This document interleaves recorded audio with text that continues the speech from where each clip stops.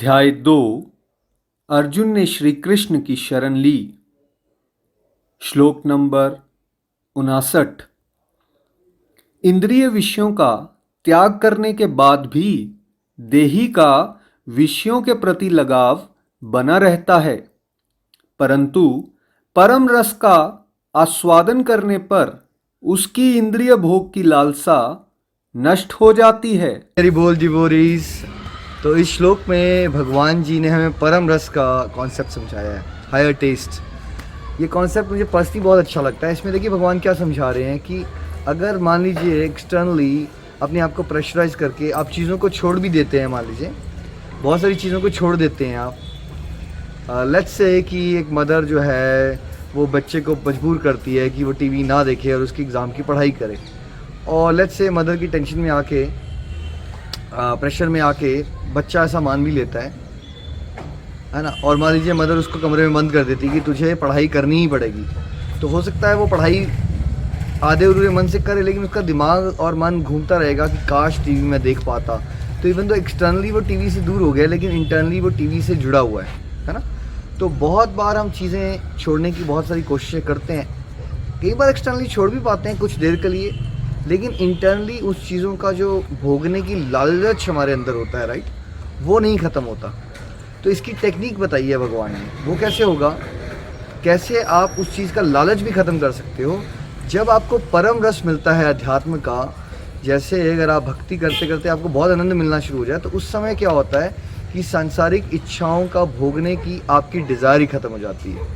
जैसे फ्रेंड्स, मैं अपना एग्जांपल देता हूँ आपको। जब मैंने 2009 में ये मार्ग पकड़ा, तो उस समय पे मैं स्मोक्स करता था।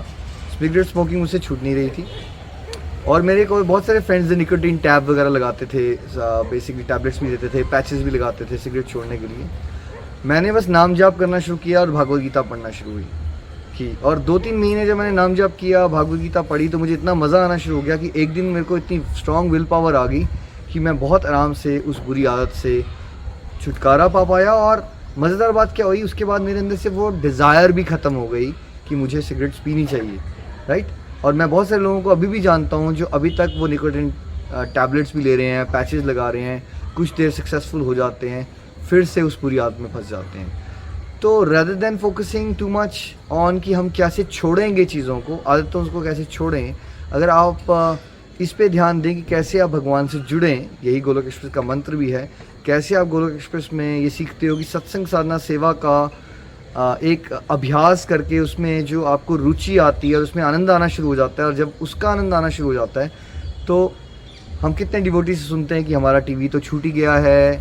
किसी को ये बोला नहीं जाता है कि आप टीवी छोड़ दो या मीट छोड़ दो, बट होता क्या है कि जब डिवोशन करने से परम रस मिलता है तो ऑटोमेटिकली लोअर टेस्ट खत्म हो जाते हैं। ये कुछ वैसा है कि मान लीजिए अगर आपके पास एक पुराना फ़ोन था, एक ही फ़ोन था, और कोई आपसे लेने की कोशिश करे तो आप छोड़ोगे नहीं।